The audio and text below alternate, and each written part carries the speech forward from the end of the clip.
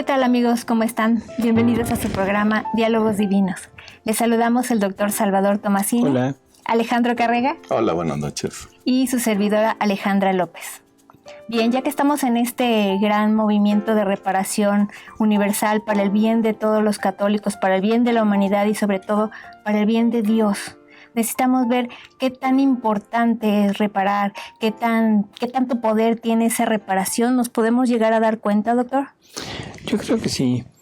O sea, es una historia prácticamente desde Jesús hasta la fecha de almas víctimas que se han ofrecido a sufrir, que se han ofrecido a continuar la pasión de Jesús y que han logrado determinados tipos de remisión o disminución de flagelos. Hay muchos ejemplos, pero yo quisiera referirme prácticamente a Luisa, o sea, a la Divina Voluntad, porque es un ejemplo, es exactamente lo que queremos lograr, ¿no? O sea, un grupo de reparación a través de la Divina Voluntad. Y esto tiene una fuerza y un alcance inmenso, puesto que no se trata de una reparación del hombre. O sea, no es que se junte un grupo de personas y la reparación sea hecha por ellos, sino que en la Divina Voluntad se intenta que cada criatura tome como propias las reparaciones de Jesús y las multiplique, y serán multiplicadas tantas veces como personas se adhieran a estos grupos. Y entonces la fuerza que se hará ante Dios será tremenda, ¿no?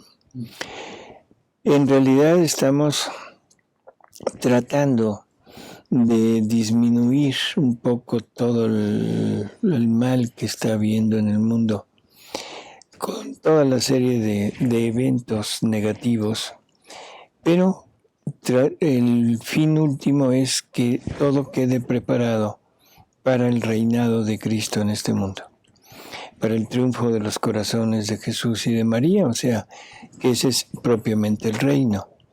O sea, que lo podemos enfocar desde el punto de vista de lograr el triunfo de Cristo en este mundo, lograr el engrandecimiento de su reino, o lo podemos enfocar a algo, yo diría menor, mucho menor, que es la disminución de los flagelos. O sea, el hombre ha llegado a un punto en donde merece ser tocado por la mano de Dios, ¿no? O sea, el hombre no entiende y cada día está más ajeno totalmente a todo lo de Dios. Yo leía hace poco un reclamo, una manifestación de alguien que decía, es que es inútil, le hablo a todo mundo, le hablo a mi familia, le hablo de todo lo que está sucediendo y todo, y no hay una respuesta, ¿no? O sea, todo es, pues no sé, se les resbala prácticamente, o sea. Así que hemos llegado a esa indiferencia total en donde el hombre ya no responde.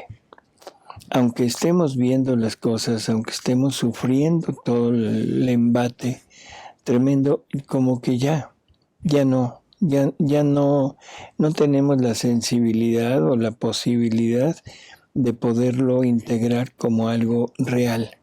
Si no lo vemos como que es lo normal en la vida. Sí. Ya no lo vemos como un flagelo, como un castigo, en fin. Entonces, el grupo que se pretende formar, o sea, es sobre la Divina Voluntad, y, o sea, una de las tantas finalidades es que el reino se extienda lo más pronto posible, ¿no? Pedirle a nuestro Señor que mande más luz, más fuerza para que las almas se logren dar cuenta. Bueno, entonces por eso es que nos vamos a enfocar un poco a Luisa. Y hay un ejemplo muy claro. Sabemos que Luisa evitaba flagelos, sufría para evitar daños de guerra, daños de epidemias, daños en la agricultura, en fin.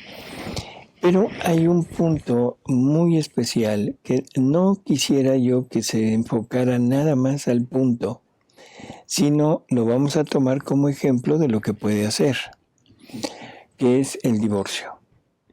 El divorcio en Italia, o sea, una ley que se implanta en Italia, igual que en casi todo el mundo, pero que tiene una historia muy curiosa. O sea, y muy curiosa porque Luisa se opone prácticamente a esto, ¿sí? Entonces, todo empieza en el año de 1900...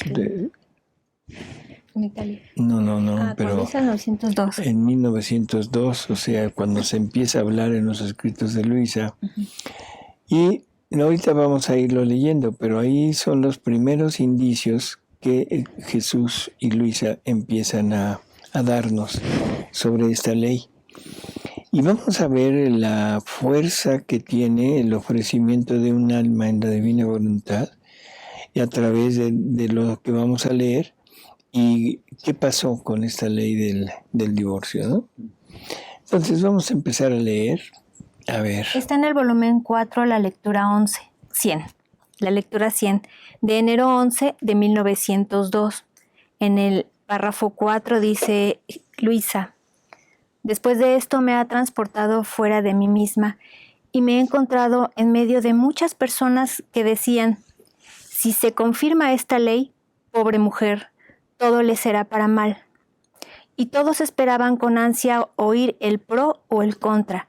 Y se veía en otro lugar apartado que estaban muchas personas discutiendo entre ellas, y uno de estos tomaba la palabra y los hacía callar a todos. Y después de haber fatigado mucho, ha salido a la puerta y ha dicho: ciertamente sí, en favor de la mujer. Al oír esto, todos los de afuera hacían fiesta. Espérame, fíjate, cosa curiosa, ¿no? Empieza esta lectura ahorita que nos hizo Alejandra con un comentario de la gente. O sea, ¿sí? Uh-huh. Si se confirma esta ley, pobre mujer.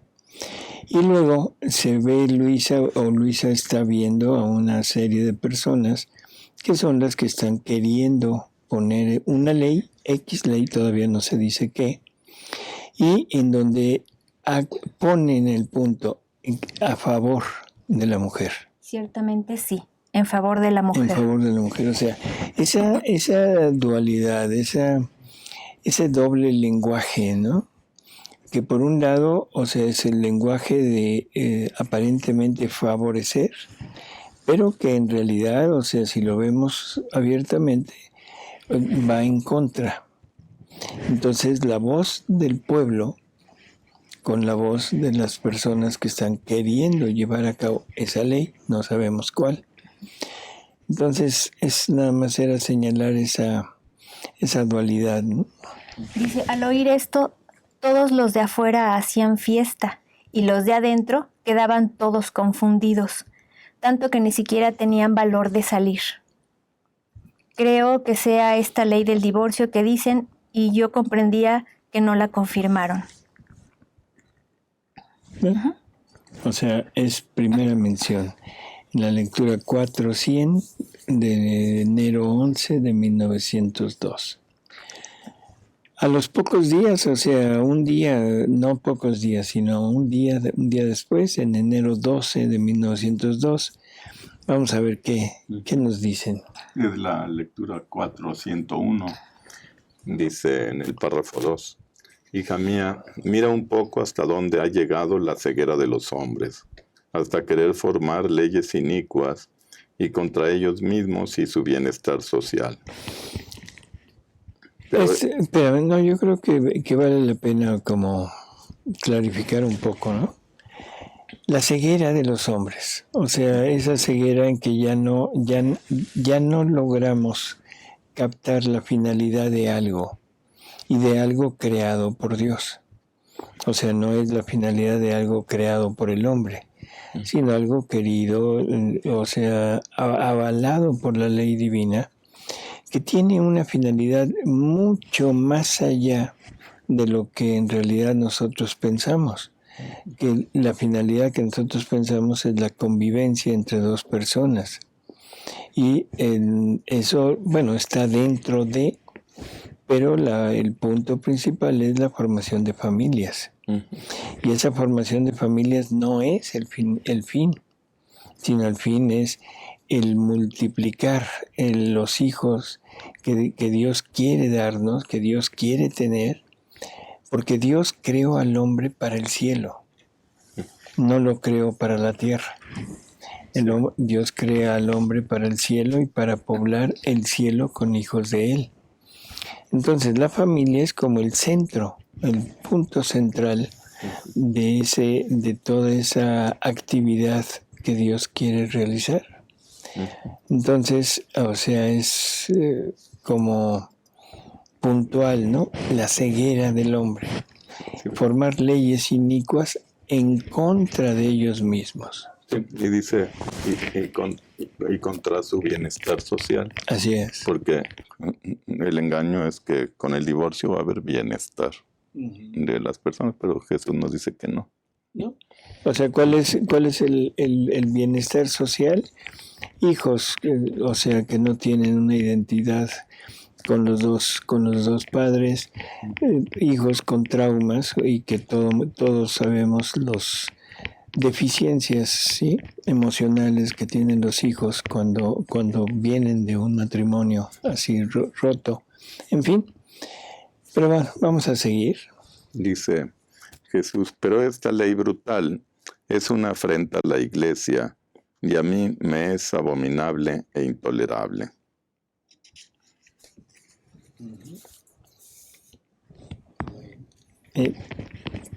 Seguimos. En el mismo volumen 4, la lectura 105, más días después, en febrero 3 de 1902, dice Jesús: hija mía, el interior del hombre contiene un tumor gangrenoso, lleno de podredumbre, como si hubiera llegado a supurar, y no pudiendo contenerlo más dentro, quieren cortar este tumor, pero no para curarse, sino para hacer que, saliendo parte de esta podredumbre, pueda contagiar a toda la sociedad. Estamos, perdón, pero quizá estamos tan acostumbrados a esto que ya no sentimos o no percibimos la fuerza que esto está manifestando Jesús, ¿no? O sea, es totalmente contrario a todo lo que Dios quiere, y es el inicio del derrumbe de la familia humana.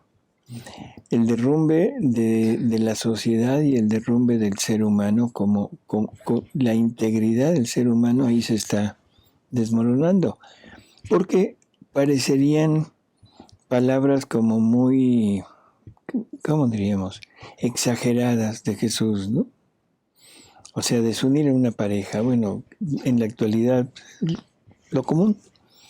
Pero cuando oímos, se dice, el interior del hombre contiene un tumor gangrenoso, lleno de podredumbre, como si hubiera llegado a supurar, y que ahora quiere abrirlo, pero no para curarse, sino para contaminar a todo el resto de la sociedad.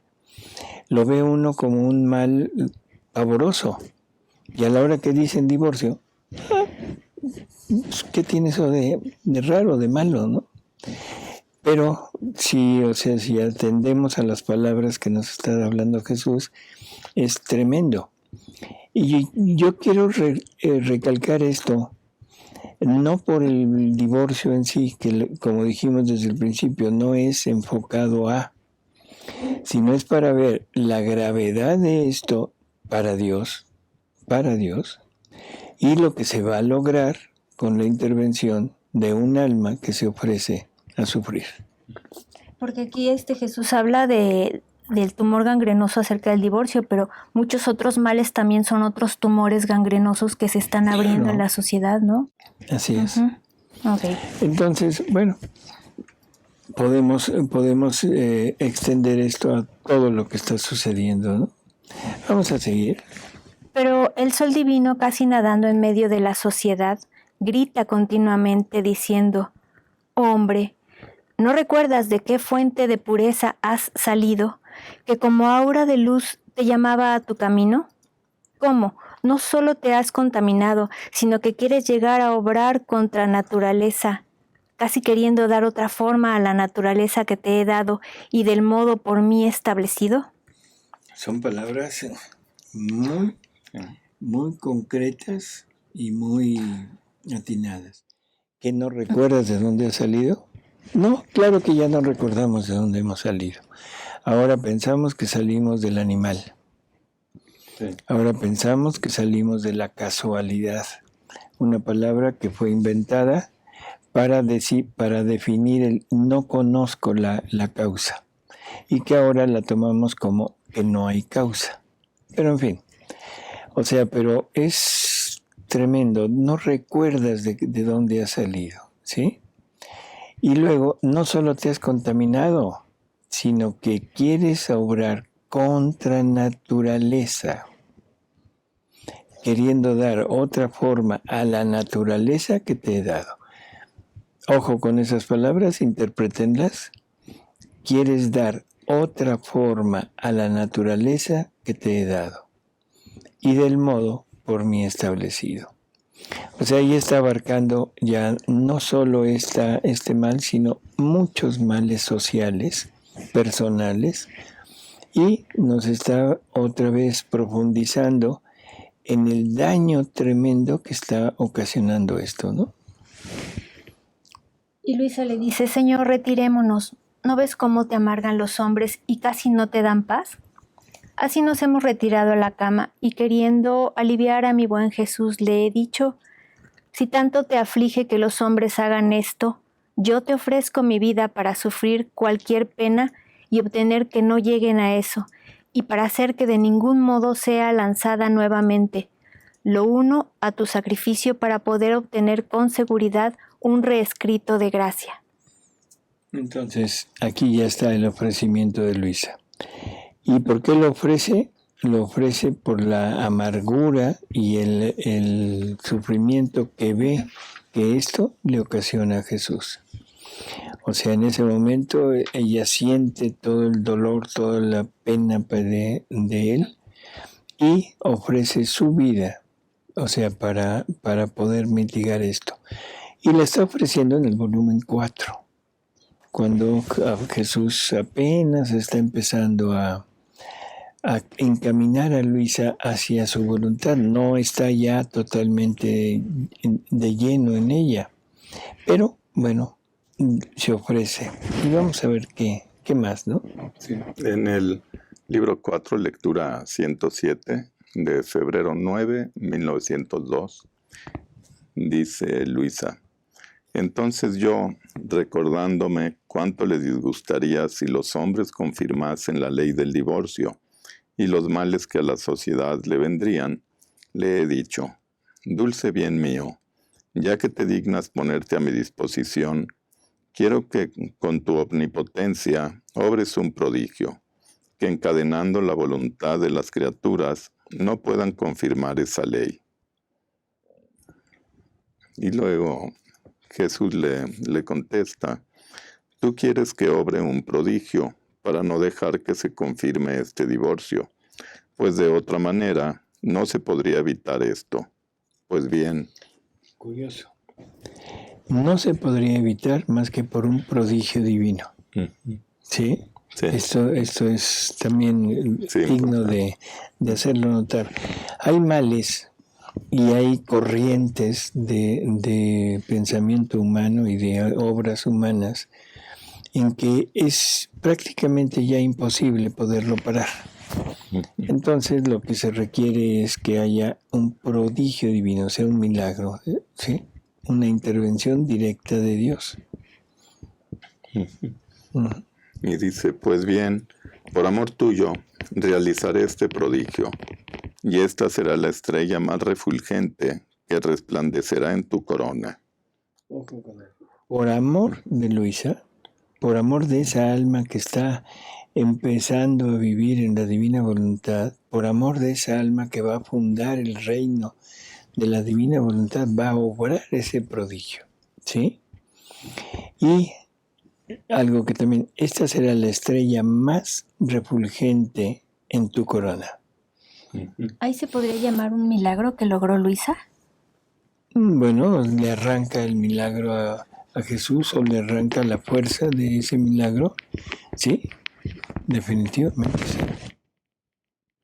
Esto es, por haber impedido con tus sufrimientos que mi justicia, en estos tristes tiempos, a las tantas maldades que cometen, permita también este mal que ellos mismos han querido.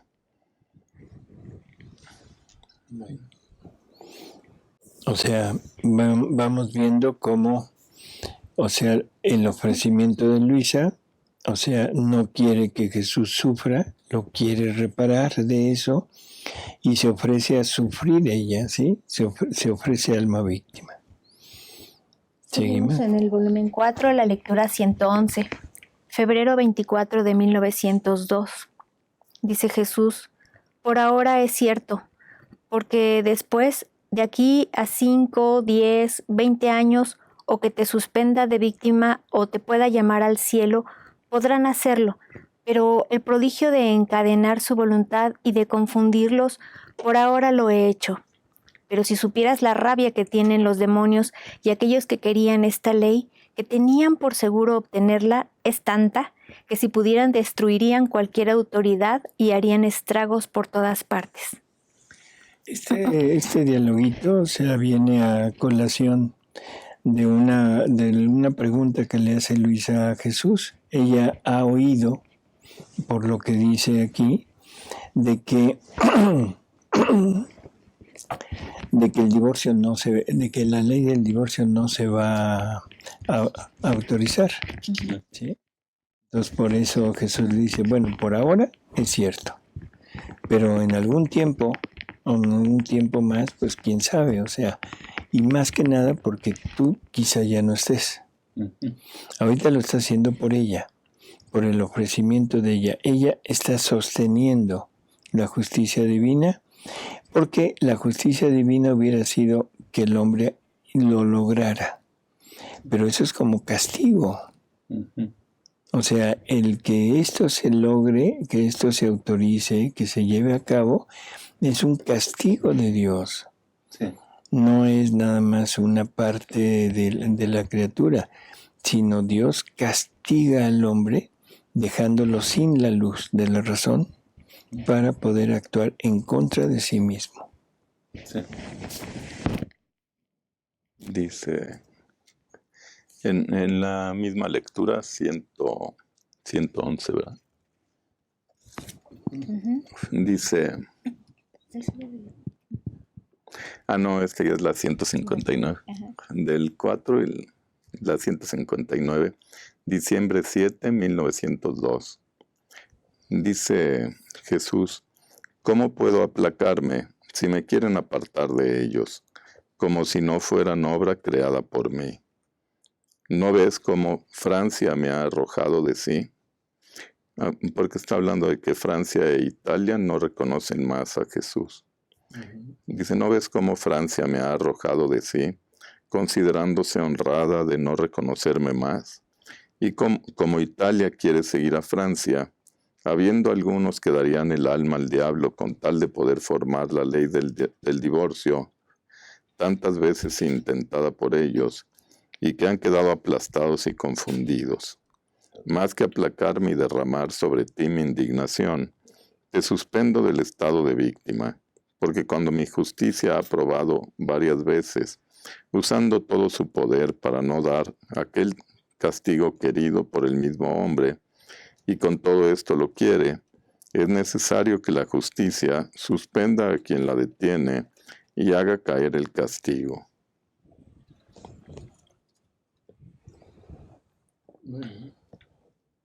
Al día siguiente, diciembre 8 de 1902, volumen 4, número 160, dice Luisa, esta mañana mi adorable Jesús ha venido y me ha dicho, hija mía, hoy quiero tenerte suspendida sin hacerte sufrir.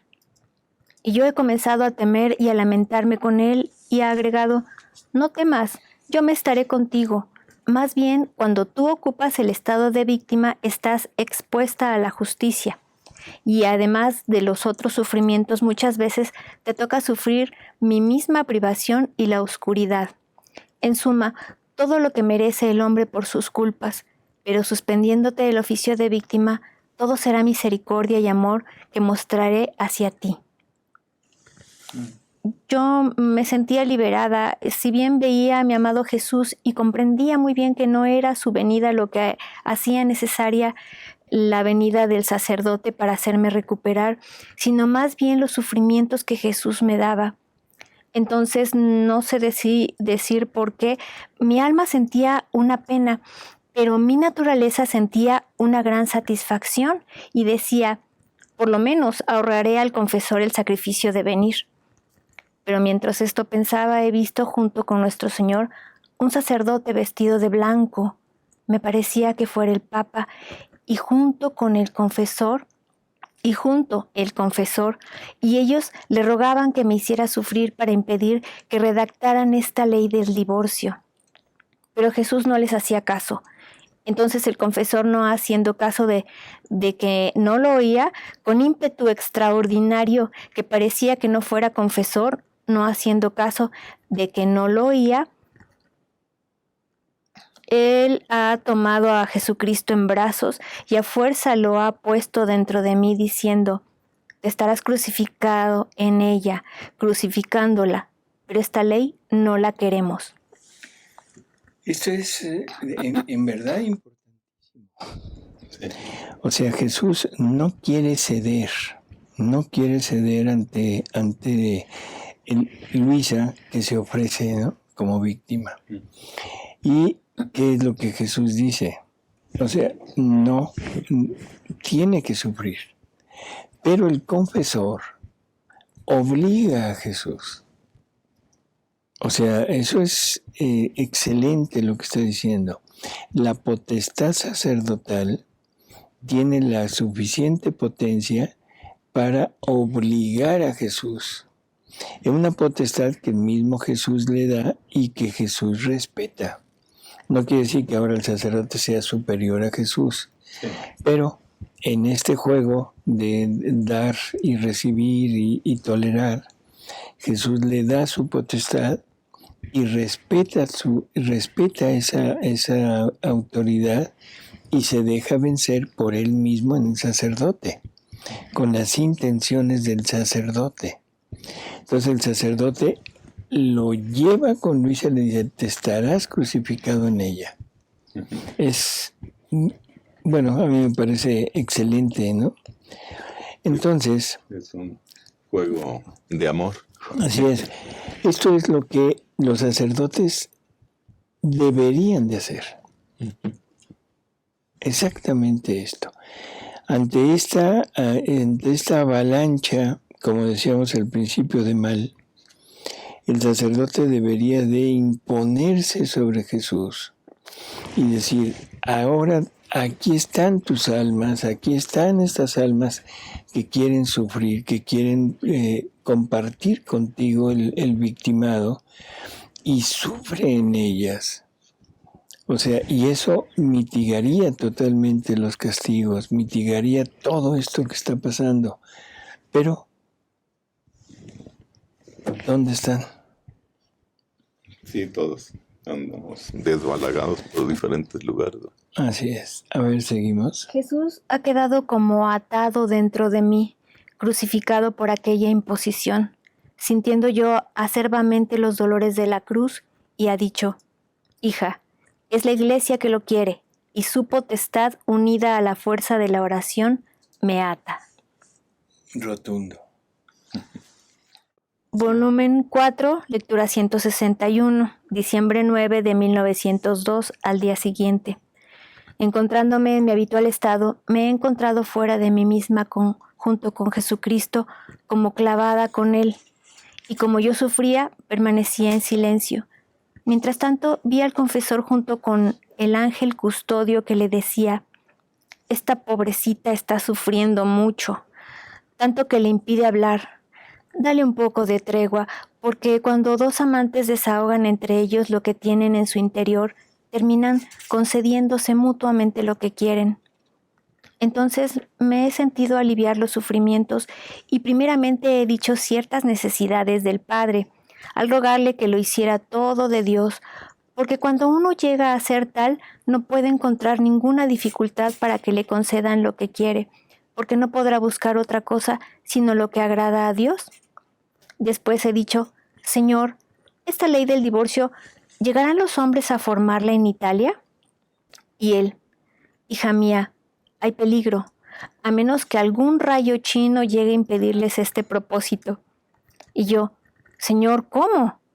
¿Es tal vez alguno de China, que mientras estén por hacer esto tomará algún rayo y lo arrojará entre ellos para matarlos, de modo que aquellos asustados emprenderán la fuga? Y Jesús, cuando no comprendas, es mejor que calles. Eso nos toca a muchos. Yo creo que esto, bueno, ¿qué quiso decir Jesús? No sabemos. Y estaríamos como Luisa, ¿no? Tratando de inventar, así que mejor antes de que nos callen, nos callamos. Así que, pero bueno. Y al final dice Luisa, yo he quedado confundida y no me he atrevido a hablar más y sin haber comprendido el significado tampoco. Pero el ángel custodio estaba diciendo al confesor que además de la intención de la cruz, uniera la de hacerlo derramar, que si esto conseguía, vencería el punto y no podrán hacerlo. Bueno, como hemos visto, o sea, es un juego, ¿no? Un juego. Es una continua insistencia de Luisa y un como resistirse de parte de Jesús, como que están haciendo ese jueguito de yo te quiero ofrecer y él no, yo no quiero aceptar, en fin. Pero es muy, muy curioso lo que está pasando. Ahora vamos a practicar. Se puede decir que por un lado están empujando fuerte los que quieren poner la ley y Jesús quiere ver la misma fuerza del otro lado, ¿no? Sí se podría decir así. Sí. A ver, seguimos. En lectura 162 también del libro 4, diciembre 15, 1902. Dice Luisa, continuando mi habitual estado, me he encontrado fuera de mí misma y he encontrado a mi adorable Jesús arrojado por tierra, crucificado, que todos lo pisoteaban. Y yo, para impedir que esto hicieran, me he extendido sobre él, para recibir sobre mí lo que le hacían a nuestro Señor. Y mientras estaba en aquella posición, he dicho, Señor, ¿qué te cuesta que esos mismos clavos que te traspasan, me traspasen a mí al mismo tiempo? Mientras estaba en esto, me he encontrado clavada con aquellos mismos clavos que tenían clavado al bendito Jesús, él abajo y yo arriba. Y en esta posición nos hemos encontrado en medio de aquellos hombres que quieren el divorcio. Y Jesús les mandaba tantos rayos de luz producidos por los sufrimientos que Jesús y yo sufríamos, y ellos quedaban deslumbrados y confundidos. Y comprendía que si el Señor querrá hacerme sufrir cuando ellos vengan para hacer esto, fracasarán y no concluirán nada. Después de esto, ha desaparecido, quedando yo sola a sufrir. Después ha regresado de nuevo, pero no crucificado, y se ha arrojado en mis brazos, pero se volvió tan pesado que mis pobres brazos no resistían, y estaba a punto de dejarlo caer a tierra. Entonces, viendo que por más que me hacía y me esforzaba, no podía sostener ese peso, era tanta la pena que sentía que lloraba abundantemente. Y él, viendo el peligro de caer y mi llanto, lloraba junto conmigo. ¡Qué desgarradora escena! Entonces, haciéndome violencia, lo he besado en el rostro, y besándome él también le he dicho, vida y fuerza mía, por mí soy débil y nada puedo, pero contigo todo puedo. Por eso fortifica mi debilidad, infundiéndome tu misma fuerza. Y así podré sostener el peso de tu persona, único medio para podernos recíprocamente evitar este disgusto, yo de hacerte caer y tú de sufrir la caída. Al oír esto, Jesús me ha dicho, hija mía, ¿y tú no comprendes el significado de mi pesantez? Debes saber que es el peso enorme de la justicia, que ni yo puedo soportarlo más, ni tú podrás contenerlo. Y el hombre está por ser aplastado por el peso de la justicia divina. Yo al oír esto lloraba, y él, para distraerme, como antes de venir tenía un fuerte temor de que no debiese obedecer sobre ciertas cosas, ha agregado, y tú, amada mía, ¿por qué temes tanto que no te hiciese obedecer? ¿No sabes que cuando atraigo uno, identifico a un alma conmigo, comunicándole mis secretos? La primera tecla que pongo, la que suena más bello y que comunica el sonido a todas las demás teclas, es la tecla de la obediencia. Tanto que si las demás teclas no están en comunicación con la primera tecla, sonarán de un modo discordante, que jamás podrá ser agradable a mi oído. Por eso no temas, y además, no tú sino yo, obedeceré en ti, y siendo una obediencia que me corresponde hacer a mí, déjame actuar a mí, sin preocuparte, porque solo yo sé lo que conviene, y el modo para hacerme conocer. Bueno, como vemos, o sea, es simplemente le va explicando los cómo, ¿no? Prácticamente tenemos ya una idea, primero de la gravedad de este suceso que querían llevar a cabo. Repito, no por el suceso en sí, sino por simplemente demostrar lo que a Jesús le ocasiona esto. Y tenemos por otro lado a una mujer, a Luisa, que se está ofreciendo como víctima, que Jesús como que la rechaza, pero el sacerdote se la impone. O sea, el sacerdote llega y dice, hazla sufrir. Y Jesús acepta, ¿por qué? Porque es su potestad sacerdotal que le ha dado a ellos. El punto es el siguiente, empezamos en 1902, ¿sí? Y el divorcio en Italia se logra legalizar hasta 1974. O sea que todo lo que Luisa hizo duró 72 años de suspensión. Claro, como Luisa ya no estaba en la tierra, como Luisa ya no estaba aquí sufriendo, ofreciendo con esta finalidad, entonces el hombre queda otra vez libre para hacer lo que él quiera. Pero de todas maneras el sacrificio, el ofrecimiento de Luisa duró 72 años. Ahora la pregunta y como la invitación o la razón de este programa es empezar a mostrar poco a poco el valor, la fuerza, esa intensidad de intercesión ante Jesús para disminuir o evitar los flagelos. Hemos estado invitándolos a unirse a este grupo de reparación que va exactamente en el mismo camino, no dirigido a un mal específico, sino a todo el mal que nos inunda. Repetirlo es en vano, es inútil, todos conocemos en algunos lugares con más intensidad algún mal que en otros, pero el mal es general ya, ¿no? O sea, el descreimiento de Dios, o sea, creo que ese es el punto principal, el alejamiento intelectual del hombre con Dios. Ya no hay pensamientos, ya no hay recuerdo, ya no hay nada. Y los pocos católicos, que ahora vale la pena decirlo, somos minoría, una inmensa minoría dentro de la población mundial, pero tenemos a la fuerza de Jesús y la fuerza del Espíritu Santo como para enfrentar a todo esto. Así que amigos, queda abierta esta invitación, queda abierta ahora también, o sea, esta respuesta, sobre todo con este ejemplo, que a mí me parece muy válido. No sé a ustedes qué les parezca. Sí, pues es excelente. Sí, me llama la atención los 72 años porque una generación son 70 años, entonces quita el problema por una generación. Por una generación. Entonces simplemente pensemos, nuestra unión en la divina voluntad, nuestras reparaciones en la divina voluntad, ¿lograrán algo?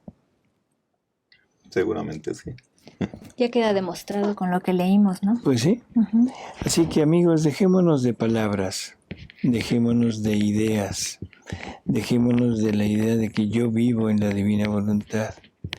Dejémonos de palabras, de estar hable y hable y hable de la divina voluntad. Todo eso es totalmente inútil si no vivimos en la divina voluntad.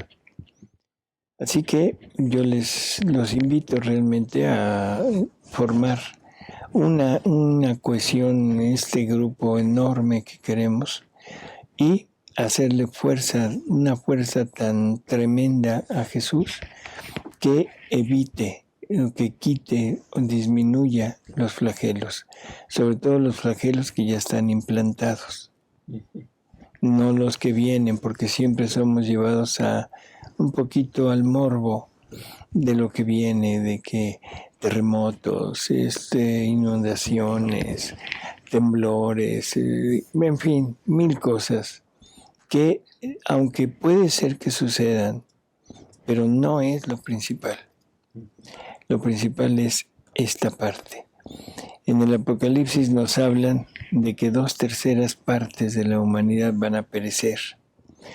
Pero recuerden que Jesús nos dice, nunca interpreten en modo material, ni la escritura ni las revelaciones privadas.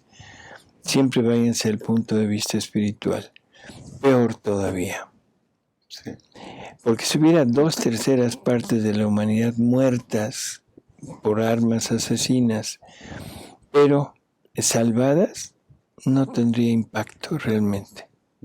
Estarían con Dios, habrían logrado la finalidad de Dios y todo estaría más o menos estable. No, son 2/3 partes de muertos espirituales. Y eso sí nos debería de mover mucho, ¿no? Porque son 2/3 partes de los sufrimientos de Jesús desperdiciados. Y si queremos realmente a Jesús y lo amamos y queremos su bien, deberíamos de preocuparnos por todo lo de Él. Y la parte principal es la reparación. Así que, Alejandra, gracias doctor. Alejandro, Gracias. Gracias, Ale. Y nos vemos en el próximo programa, amigos. Gracias, amigos. Hasta luego. Hasta luego. Muchas gracias. Buenas noches.